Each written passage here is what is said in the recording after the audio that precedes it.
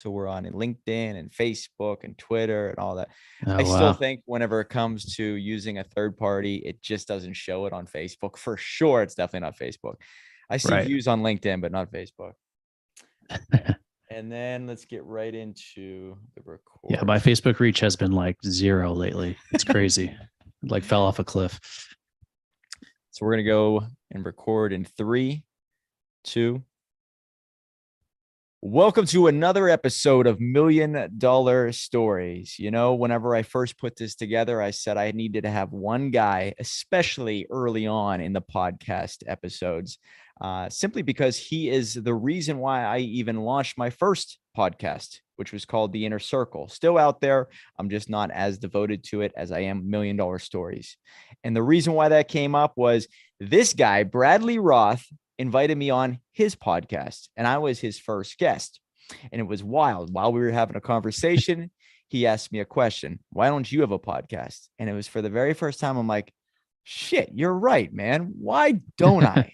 And it was just that easy. I put a podcast in motion, and it really did change my ability to articulate my solutions, my beliefs, in a much more professional manner. So the power of a podcast is absolutely real. And I thank this guy. His name is Bradley Roth.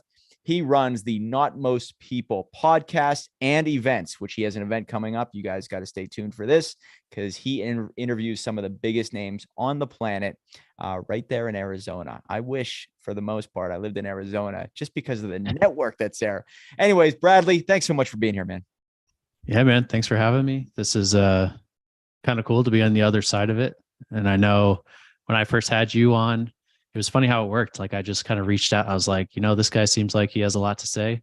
Face off just kind of following you on social media, even though we'd never met. And I was like, hey, you want to come on? You're like, sure, why not? And yeah, you came on first guest, and I think we just kind of hit it off right off the bat. And I was like, man, you're I'm more monotone probably than the average person, and you're like on the opposite end of the spectrum. You had a lot of enthusiasm and that kind of thing. So I was like, man, you got to get on it. And so now it's cool to see you here on the other side. Well, your group is taken off. I see the activity. I know you're part of the inner circle. So you were there right in the Mm-hmm. beginning, and I owe you for trusting in me to say, you know what, this guy's he's a great first guest. The first guest really does matter. So It I does. thank you for that. Anyways, not most people. I love the Mm-hmm. phrase. I love the group. What is it all about? What was the genesis behind this that you put together? Yeah. So I've tried to condense this story because it's not like a simple direct one. Really, I grew up uh, kind of. I wasn't a rebel, but I always kind of questioned things. I'm a very logic driven person. So anytime there was a rule or something that I was told that didn't make sense, I would always kind of be like, why is that? And if the answer was because we say so or that sort of thing, I was like, well, that's not good enough. That doesn't make sense. And I feel like I got a lot of those answers growing up, whether it was from my parents who were, fairly religious, and I felt like I always kind of had more rules than some of my friends that I had to follow. And then going to, private school where again, kind of the same thing through high school. And so again, I wasn't like outwardly rebellious. I wasn't the loud person or anything like that. But in my head, I was always kind of questioning. I think at that point it was probably subconscious. And then went to college, had no idea what I wanted to do. I just knew I didn't want to sit in a cubicle and wear a tie, kind of like you, I think. And I Yeah. had like entrepreneurship, anything for myself wasn't even on my radar. Like growing up, I did not know a single entrepreneur. That was not in my world. I didn't know the word entrepreneur until I was 21, 22 at all. I remember senior year of college, one of my roommates was talked about his dad's bar. And I was like, what do you mean your dad's bar? And he's like, it's my dad's bar. And I was like, I didn't know that like people own businesses. I thought that they were just like these entities. Like that's how far like just kind of people say like, oh, I was doing the lemonade stands. I was a born entrepreneur. I was like the opposite of that. So I got into the game really late. I got like growing up, I was an athlete. That was kind of my whole identity, my whole skill set. And I went into exercise science in college because I was like, well, I like to work out and I don't know what else I want to do. So did that, got into CrossFit, worked at a CrossFit gym post college. And I was like, this, my end goal, I'm going to own a gym and this is going to be my career and everything. And I loved it. But the gym that I was at was a smaller gym. which typically they have very high turnover. But when I left after 5 years, I was still like the newest person on staff, which is unheard of. And so there was never that opportunity for me to take it from like very part-time to a full-time thing in that setting. And so it was a blessing because it forced me to start to look other options. So I said, okay, what can I do that's flexible, it's kind of like on me and I'm not just punching a clock and there's no incentive to work hard and that sort of thing. So I got into real estate. I got my realtor's license. Definitely didn't pan out the way I had envisioned it. And I got a lot of false promises going into it. And I still think real estate's a great vehicle. Being a realtor just wasn't for me. I realized pretty soon after that I wanted to be able to travel a lot and move different places. And as a realtor, that's not what you do. You kind of have your home base and build that. So after a few years, I got out of that, but that really forced me to, like, I got into that and I realized, oh crap, I don't know anything about sales. I don't know anything about marketing, building relationships, networking, time management, you name it. Like I was just way in over my head. And so I had to start to kind of like develop these skills. And that led to me starting to read books about business, marketing, psychology, that kind of stuff. And so that was kind of like what really kicked that off. I also dabbled in network marketing too at the time, which again, kind of translated into that world. And as I got further into that, I decided, you know what, I'm going to jump off and do my own thing. So I took Ty Lopez's course. I did social media marketing agency, like everyone and their mother at the time. Here in my like garage.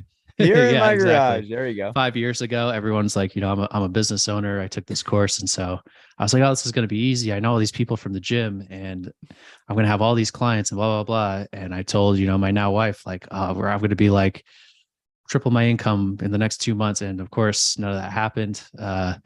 Nobody trusted me. Well, I got a couple of clients and stuff, but nothing like I expected. You know what I mean? And I just wasn't there yet. And again, this pushed me further and further into personal development. Like, so I realized like all these things I had to learn. And so the more I started to delve into these things and learn from quote unquote successful people and read books, I was like, man, everything I'm being told is like totally different or the opposite of what I've been told my whole life by my friends, my parents, by society in general, the school system. And so I think it was like 4 years ago, it just came to me because again, I said I'm a logic driven person. So one day I was reading this book called Unscripted by MJ DeMarco, which I highly recommend. It's like the Matrix in a book. Wow. I know that. Yeah.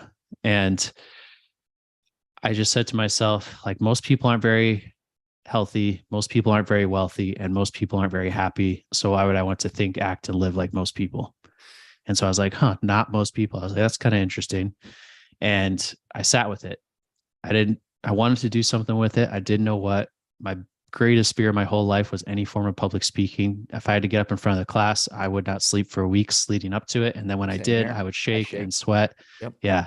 Yeah. And it was bad. And people felt bad for me and all that kind of stuff. So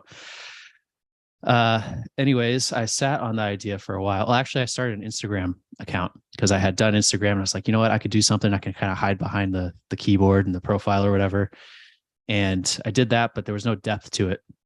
I realized Instagram is for people with 5-second time attention spans and not what I wanted. And so again, I kind of just shelved it for a while. Then I joined the group, the RTA Syndicate, a couple of years later, which I think is kind of how we got connected. And I got in there and everyone was doing podcasts. And I was like, oh, that's interesting. I thought just celebrities and mega influencers had podcasts. And so I got invited on one. The first one was like a total nightmare. It was it was only like 20 minutes. It was about marketing, which is what I was doing at the time, which I wasn't really that passionate about. And it was only, like I said, 20-minute episode. I closed it. I was like, yikes, that was rough. And then I got invited on one more. I said, all right, I'll give this one more shot.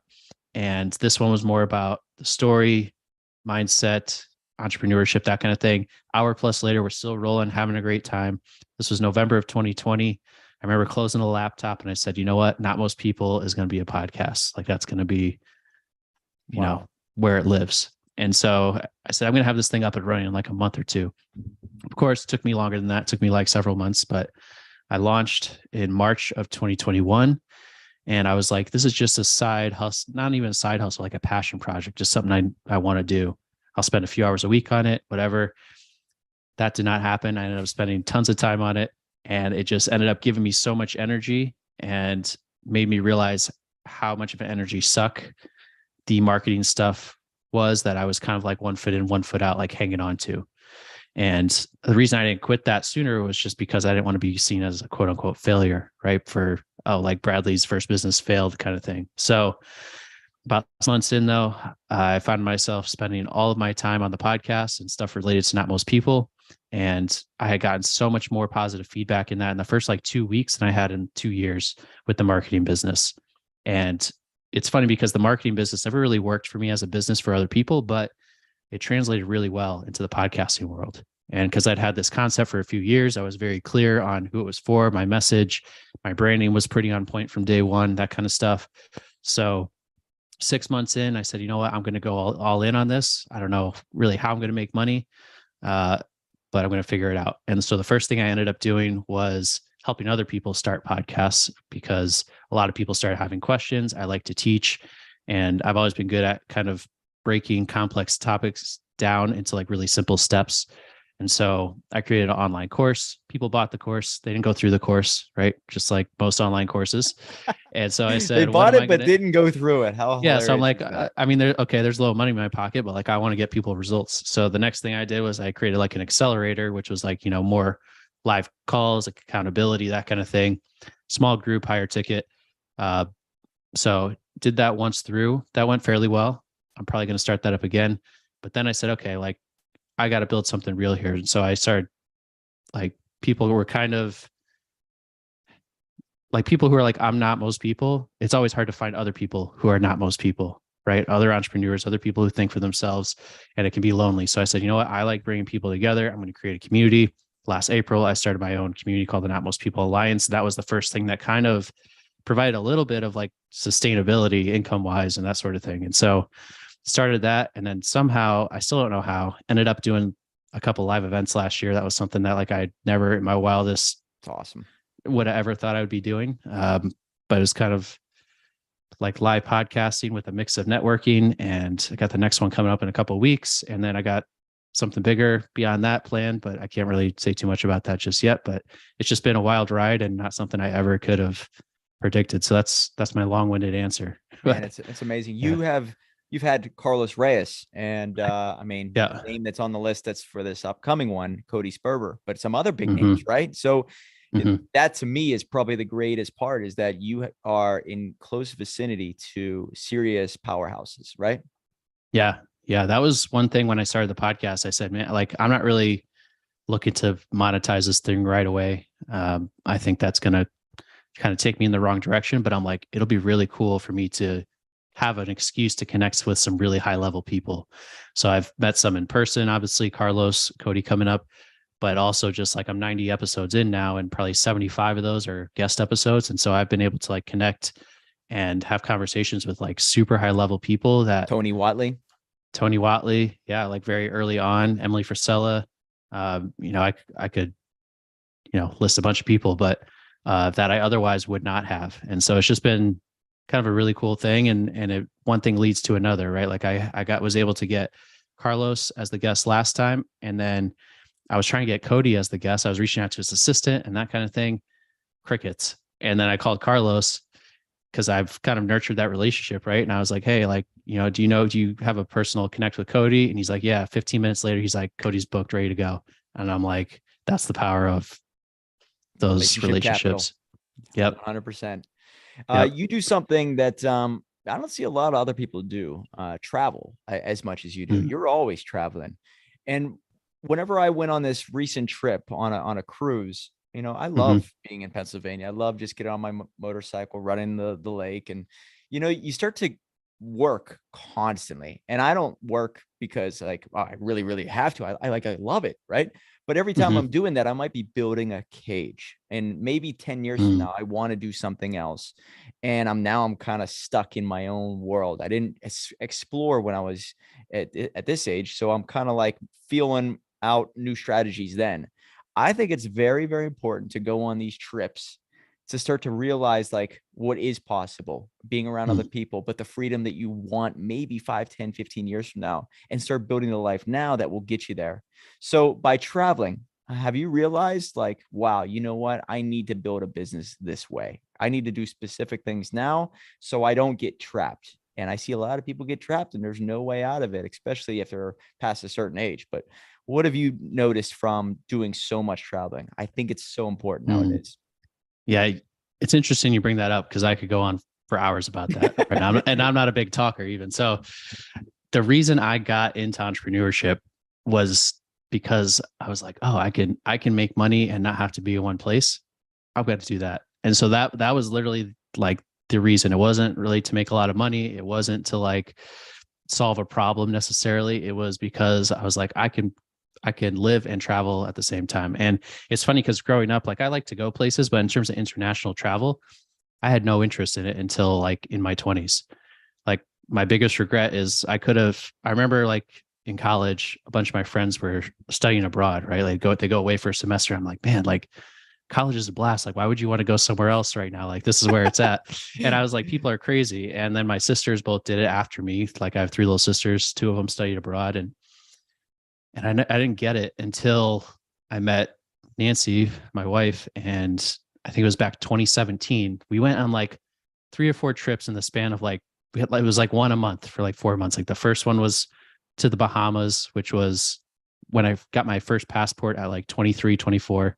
And we stayed on, I mean, that was nuts. We stayed on a 100-foot yacht in Atlantis. Like that, it was just kind of a dream trip. But, and so like, that's obviously like, you do that, you're going to want to do more of that, you know? Of So, course. uh, we got lucky with that. Then we went on a few other trips. And then it was just like, after that, we did an RV trip out west with my family where we went from like, Yellowstone down to the Grand Canyon and all that. And we had like 7 of us in this tiny little camper or whatever. So it was that year that really like, I was like, man, like this is all I want to do. Like I want to go see new places, do new things. And then within like, I think it was that year, the following year is when I started to get into kind of the digital marketing because I was like, I could do this anywhere and that sort of thing. And then Nancy's a nurse. And so she was like, let's do the travel nurse thing. So it was just kind of like, all right, we're doing it. And I think it was 2018. So 20, man, it's already, yeah, time's going fast, but it was 2018 and we decided we're gonna do the travel nurse thing. And so our first assignment was in South Carolina. We're from the Northeast, New Jersey, Connecticut. We went to South Carolina for 3 months and we're like, man, the South like is real nice. We love it here. And then she got a contract at the Mayo Clinic out in Phoenix. And we'd never been out there, but we're like, it looks like this place is pretty nice, like in January, February, compared to a lot of other places. So we packed up everything we had and we cross country road tripped it, stopped along the way, made a trip out of it. And then we ended up out there. And our plan was to stay for 3 months. And we were still there 4 years later, so we just kind of fell in love with it.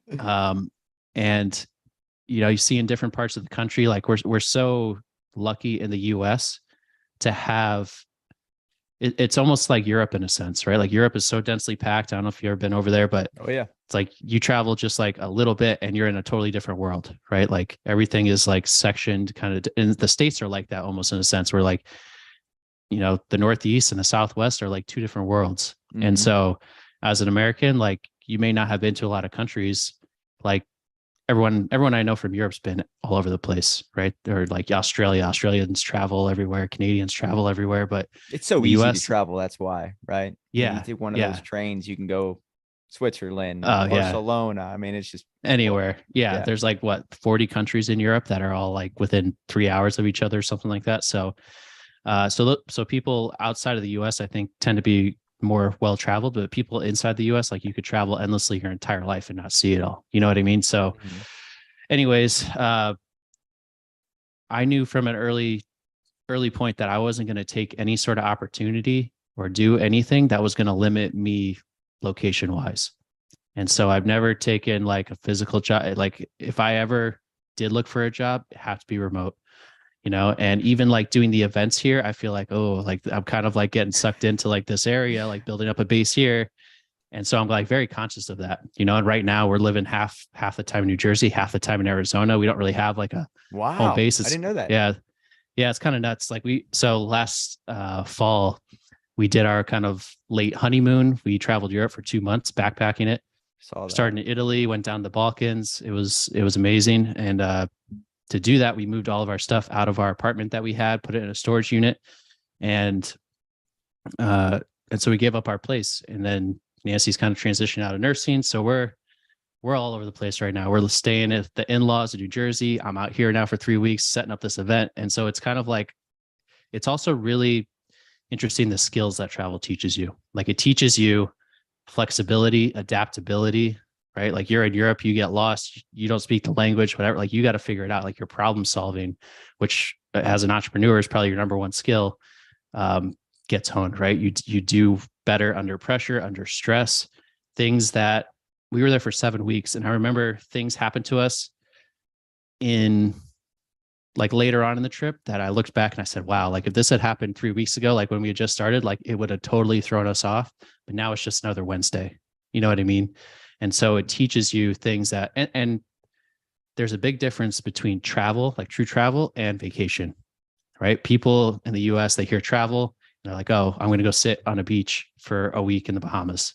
And I'm like, well, technically you traveled there, but you're not really getting that like dynamic experience, right? You're not being put into any kind of problem solving situations. You're not having to meet new people. And so I think there's something to be said for traveling versus vacationing, which there's a very big difference. Yeah. And it doesn't have to be expensive. Like we went to Europe, which Europe is outside the US, one of the more expensive areas in the world. And we were still able to travel full time for less than our normal expenses in Arizona. You know what I mean? And so it's like, obviously people have kids, they have mortgages, things to think about, but it is more within reach than you think if you really want to do it. Well, you start to build the business the right way. And there's a great book out there. And if you guys are listening, Built to Sell. Have you read that book at all? Right? Have you read it? I have. Yes. Yeah. Yeah. So about the marketing agency, right? Yeah. Right. So it's all about yep. becoming very niche, but starting to build it in a way that's not reliant on you as the person. And it's like, even if you don't want to sell your business, just by building it the right way, it makes it more valuable, and it builds it in a way that it makes it scalable, right? And it makes it a true asset now and forever. So whenever I start to go on these trips, it's like it shines a light automatically on what needs fixed in my life. And it could be like, oh, this part of the process. Imagine if I don't have any reception for 9 hours. That kind of brings down the company just a tenth, right? Or a 5% decrease. It's a magnifier. I can't allow that, right? Like right now, if there's a problem, I can jump on my computer and fix it in a second. But what if I just go somewhere where there's no internet for 3 days and that happens? It might, blow a wheel on the company. That is like just slows it down just a little bit. It's not going to stop it.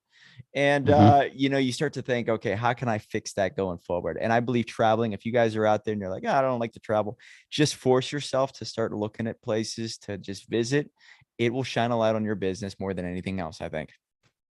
It will, for sure. And I mean, luckily Wi-Fi is becoming easier and easier to find all over the world. Like even we were going through some pretty kind of remote parts of Eastern Europe, and we were never too long without Wi-Fi. And, it's funny, like I have the Alliance and we have like monthly calls, kind of like the inner circle. And it was like 1 a.m. was when the calls were. So I was like up wherever we were at 1 a.m. on Zoom. And I'm like, you couldn't have done this like 5 years ago, And so now more than ever, we have the ability to do that, which is pretty cool.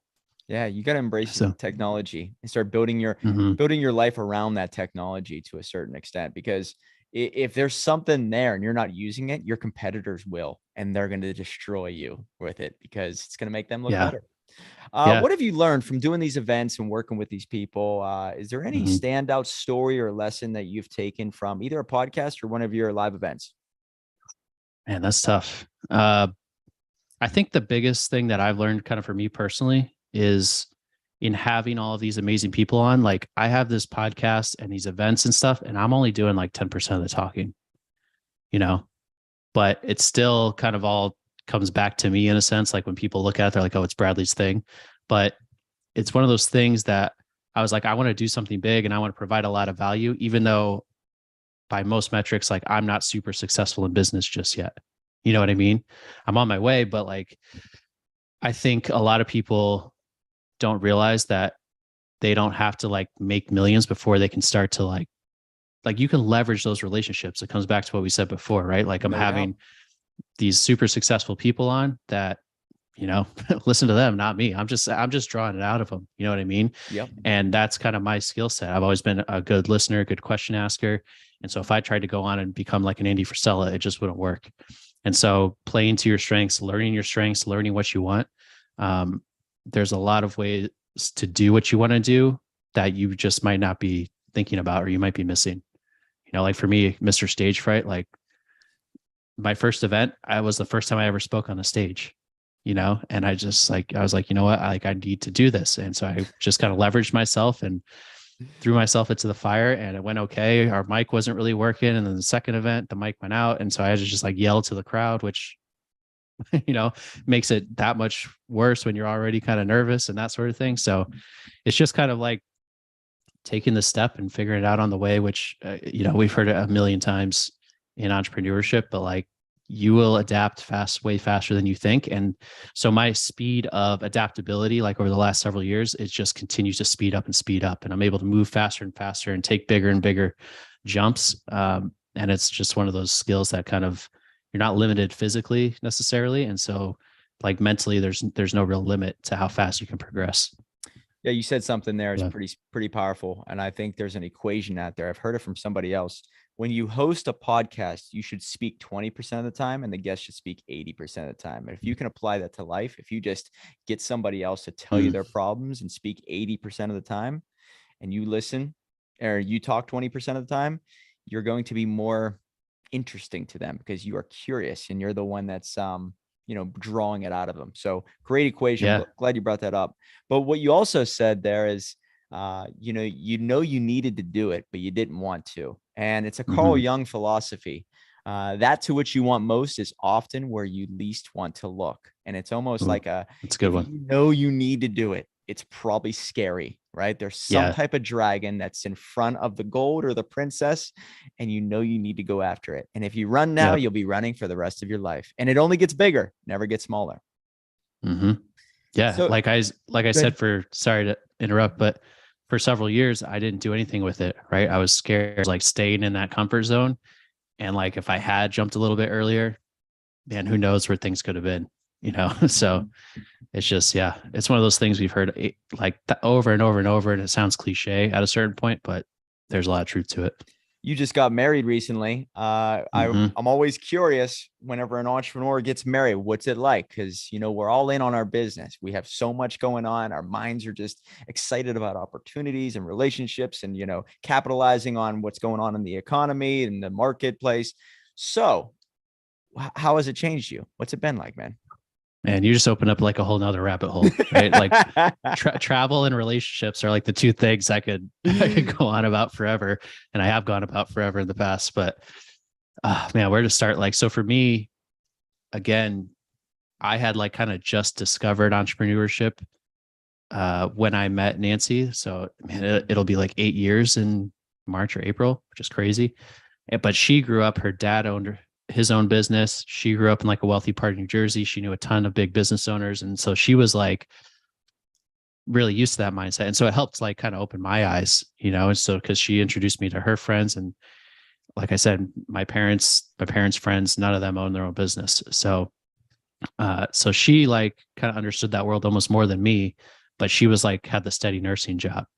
And so I've been kind of always the risk taker, the one trying to figure it out. She's had the nursing job that she's hated mostly and been trying to get out of, but it's always been kind of a weird dynamic, especially we're both the oldest of four. We both have 3 little sisters. Wow. And as with us both being kind of the oldest child, we're both very strong-willed, hard-headed. We both want to be the leader. And so that's something that took a lot of learning is, how do we balance that? Because she's not one to kind of sit back and just like, she lets me make the decisions, but it's not like as easy as probably the average person, and I hadn't like stepped into that kind of leadership role early on. And so we clashed heads a lot. Like she felt like she had to take on a lot of the decisions and leadership and financial stuff because she was the one making the steady income. And so there's been all kinds of dynamics, but like that's something that we want to do something special with in terms of the kind of the education, because there's not a lot of people out there who are talking about that. Because when you have one or two people who are kind of like, I don't know if high performers the word, but someone who is entrepreneurial and who is very driven, and kind of like, to do that, you kind of naturally have to be in like a masculine focused energy. That's really hard to balance, right? Especially, not to say that there's anything wrong with like career minded women, but like if you're going to have that, then you as the guy, like you got to really be solid in kind of your masculine presence, right? To Good balance point. that out. Yeah. And because, you know, they might have to be in that energy at work to get things done, but to balance themselves out, they need to be able to come home and be able to chill out. And you're the guy, when you're together. So it's also another thing too, where if one person is an entrepreneur and the other person is kind of like maybe more of like a 9 to 5er, they're not going to understand each other all the time. Yeah. You know what I mean? Yeah. They're like, Communication what would are be you, crazy. yeah, what are you doing? Why can't you shut it off? Like, why are you still answering emails or calls or whatever? And it's like, well, like once you check out, you check out. But like, as the business owner, there's obviously ways to optimize this. But when you're starting out, like it's you and you're on the clock 24/7, right?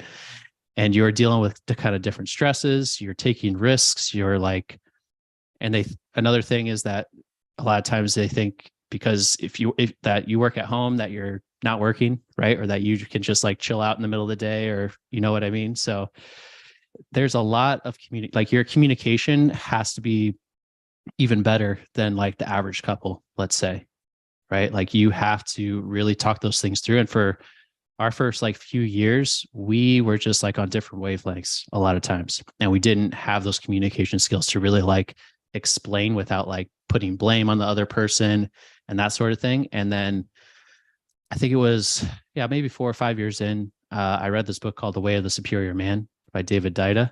Heard of Might it. have heard of it. And that really changed things, because that really like the amount of light bulb moments I had between understanding masculine and feminine, which most people like, it's not something we're taught, right? Like you didn't grow up like in school learning, or your parents didn't show you or teach you. And relationships are generally pretty private between people. So all you get is examples. You don't necessarily get taught, right? And your example, there's a 50% chance that your example growing up, your parents are divorced or have a terrible relation, probably higher than 50%. Like very few people have solid role models that they kind of learn from and that sort of thing. And so it's tricky, and there's a lot of trial and error, but that book and understanding the masculine and feminine, like, man, the amount of light bulbs that went off, the amount of times I've recommended that book. And then because I realized like, man, I'm not being in my masculine. And so it's forcing her to take on that role, which is putting her all out of whack, because that's not her natural set point. Yeah. And so it's this constant like dynamic balancing act, right? Like both people will take on masculine and feminine energies, but like the important thing is not to stay outside of your natural set point for too long, right? And if you're, not stepping into your masculine and, say, and it could be reversed too. You could there's lots of relationships out there where the woman is the masculine energy and the man is the feminine energy, right? It's not necessarily, yeah, for sure. It's not necessarily gender specific. Even in same sex relationships, there's usually one that's more masculine, one that's more feminine, and that sort of thing. So it's kind of a constant universal thing, but it's kind of it's an unseen kind of dynamic, almost like nebulous thing to really figure it out and that sort of thing. So it's been a real learning experience, but doing that and then learning how to because I used to always shut down in an argument, right? And that's the last thing that they want from you, is for you to like kind of shut down or cower, like shut off. And they're like, what's wrong? Once I learned to literally just like not do that, like things changed immediately, right? Like we got an argument and I would just kind of like, have that presence, be it like not just emotionally solid, but physically solid, and give the place for, the feelings and whatever to come out. Like that alone, because what they want in your masculine is to feel safe and to feel, solid and like, right. Cause they may be like all over the place, but they have you there as like the anchor. You know what I mean? So like, yep. I'm a very kind of steady emotionally person. Like you know me, tell. Like I don't get too high, too low. Right. Or at least not outwardly, but she's like she can go from like super pumped to super pissed back to like, normal, like in like that. And for me, it's like, if I'm going to get angry, it takes like hours, but then it'll take me like hours to get back out of it. You know what I mean? And so Wow. it's like understanding these kinds of things. And it's interesting there too, because like it correlates to so many things. Like she can fall asleep and wake up like instantly. Me, it takes me like forever to fall asleep, forever to wake up. And so it kind of like your energy, your emotions, all that stuff, it kind of like has, and I'm going off on a tangent, but it's interesting how everything kind of like interconnects and that sort of thing. So, Well, what you're saying is that it sounds like when you started to being in a relationship as an entrepreneur, you're on such a personal development journey as an entrepreneur, you become hyper aware of who you are, the self-awareness, yes. and therefore maybe you become a better communicator, and most likely you pick up on other cues from your partner much faster. Yeah. Yeah. And I think one of the things too, as entrepreneurs, we kind of have these big goals, visions, dreams, and we think other people see it or that we communicate it. And it's like, they're never going to see it the way you see it.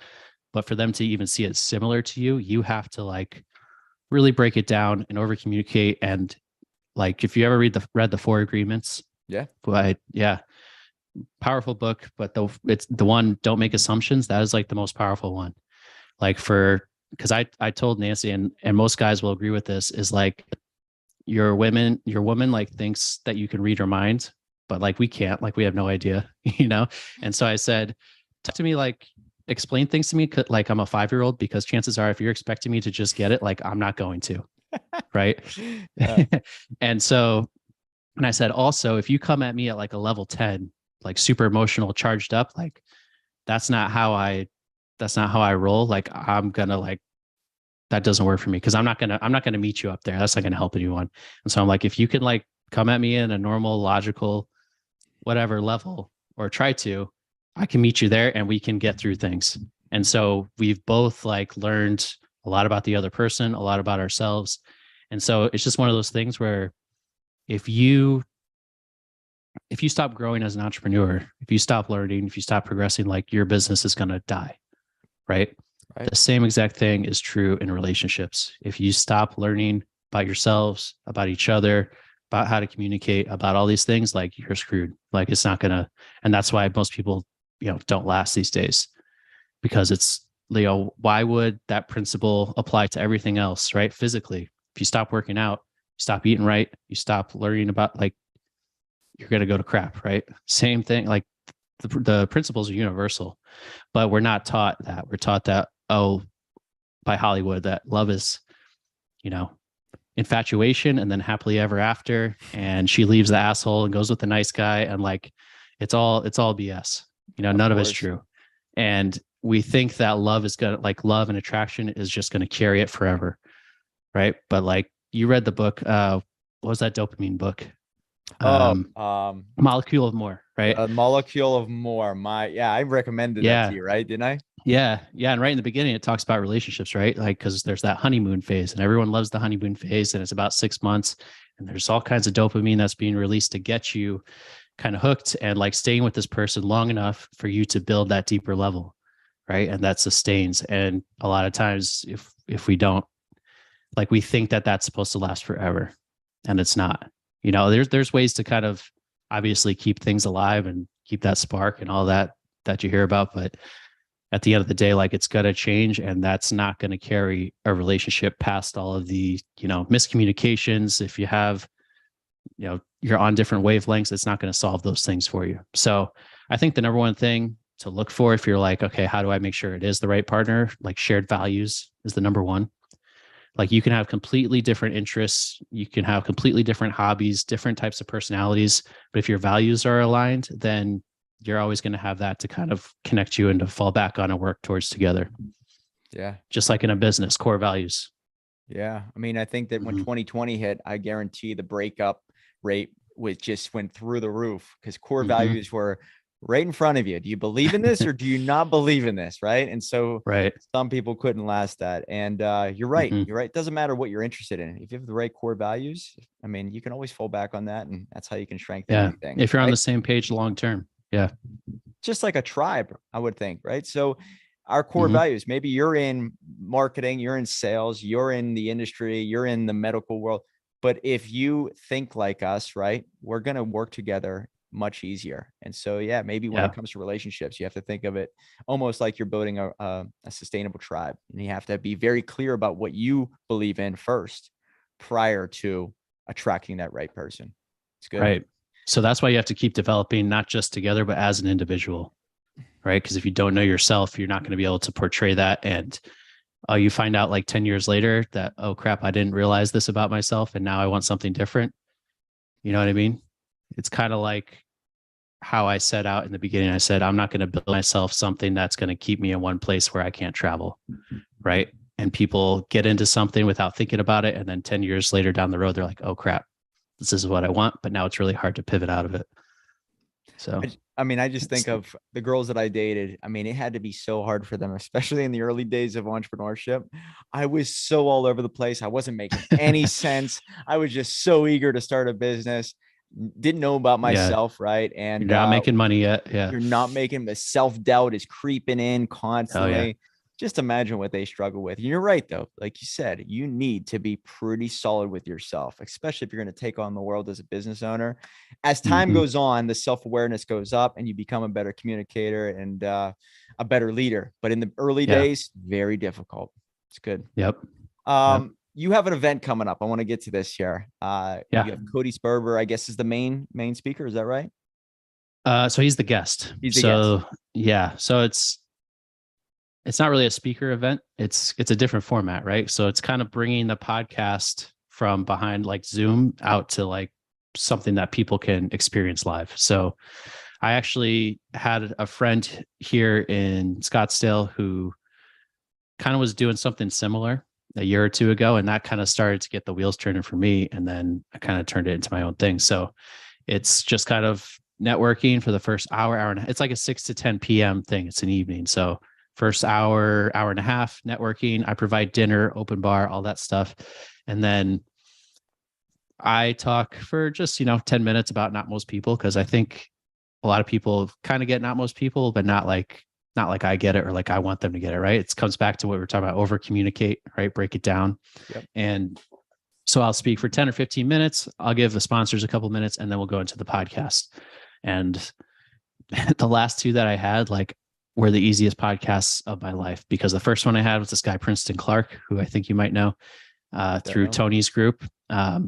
He's been to 365 Driven stuff and all that, but he's like a powerful speaker. He's been doing it forever. And so I asked maybe like 2 questions within the whole hour, and like he just went, and people were crying and people were like, and we were over time, and I'm like, do you guys want to keep going? And everyone's like, yeah, keep going. And same thing with Carlos. Like Carlos, I asked, what a great speaker. a startup question. Oh yeah. If you've seen him live, he's super powerful, and he brought it. And I was like, all right, we'll do like maybe just under an hour for the podcast. It was like an hour 20. Like there was just no stopping point. You know what I mean? And so we'll see. Cody's an interesting character.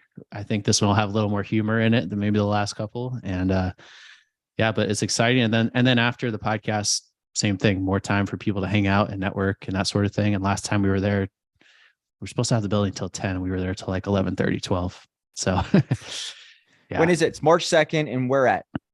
Thursday, March 2nd in Midtown Phoenix. Midtown Phoenix. Can they buy tickets still, or how does that work? Yeah, you can buy tickets up until the day of the event. I think they're like $35, and that includes open bar, dinner, all kinds of stuff. So I try and just really pack in the value as much as I can, and it's a really good time. I think we had about 75 people at the last one, and shooting for 100 this one. Man, I'm looking at the website. I guess it's on here. You do a podcast. It looks like nonstop. What's your schedule look like? How many times are you releasing new episodes per month? Are you doing one a week, or is it more than that? Yeah, I'm on a weekly schedule. Okay. Eventually I'd like to be more than that, but right now, and then I did miss a couple of weeks when we were traveling and in Europe and stuff, but it happens. And then, that's another part of it. When you start to travel, you start to front load. You're like, okay, let me get a couple podcasts in beforehand. Yeah. So therefore it's automated whenever I'm leaving. You start to plan, and you start to own your schedule way more when you are gone. It forces you to be extremely efficient, with your time, with what you bring with you. Like we just had our backpacks for 2 months, and that was it. Right. So it's amazing. No check bags. I'm totally against checking bags. Well, we checked our big backpacks. We had to. Oh, but shit. Yeah, no. But like everything in there that you think you need. And then like after a week, you're like, man, like what is all my stuff back home? Like I don't even remember like what like I don't What do I need it at need? all. Yeah, it's crazy. So Oh. yeah, it teaches you those sorts of things, kind of like, you don't need all this external stuff, and I think we get caught up in consumerism and creature comforts and that kind of stuff. And it's like at the end of the day, you need your basics, and you need the thing about travel that's so interesting is that it always keeps you present. And that's, I think, the biggest challenge for people these days is being present. Like we do it like when we're working out hard because it's like all you can think about is finishing, right?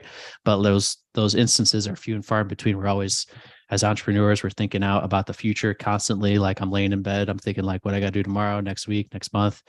And like when you're traveling, you're experiencing new places, like you're out of like so many of us are just stuck in our routines, and it never deviates, and we get bored, and we try and find things that keep us not bored. And most of the time, those things aren't really productive or healthy or helping us grow. And so you're putting yourself into a new place, new situation every day. It's like, man, you're like, you can't help but feel like pretty alive the whole time. It's great. Yeah. Not most people. It's just starting out with the live events. I can see it going very far. It sounds like there's something in the wood pile that might be coming Oh, out. That might be I got very a lot big. of stuff planned for. I got the whole 3-year vision ready to go. So, Guys, stay yeah. tuned for what he has in the works. His name is Bradley Roth. You can find him all over Instagram and Facebook. I think it's Instagram is your best way to communicate with you. Is that right? Is Yeah, that's Instagram? where I'm most active. Yeah. Yeah, Instagram and Mhm. Facebook. And obviously he has the Alliance, the Not Most People Alliance. I believe do you have an enrollment? Can people join at any time? As of now, yeah. Okay, So cool deal. notmostpeople.net/alliance for all the info. Check it out, guys. And the Mhm. whole reason I have a podcast is because of this man. So thanks so much for being here, dude. I'm looking forward to seeing the group grow, and hopefully I can get to one of those events here pretty soon. Yeah, man, for sure. Thank you so much for having me on. This was just as fun as I thought it'd be. Yeah, man. I know we had a good conversation whenever I was on yours, and it's just super Mhm. natural. Obviously, Right. we share a lot of the same views Shared on the values. economy, Yep. with the marketplace, what's going on in the world. We could probably do Yep. 3-4 hours just on that. So we'll have to save that for Oh next yeah. time. But remember, Yep. guys, when you write $1 million book, it will lead to $1 million life. So live free and write on. And don't be most people. That's right.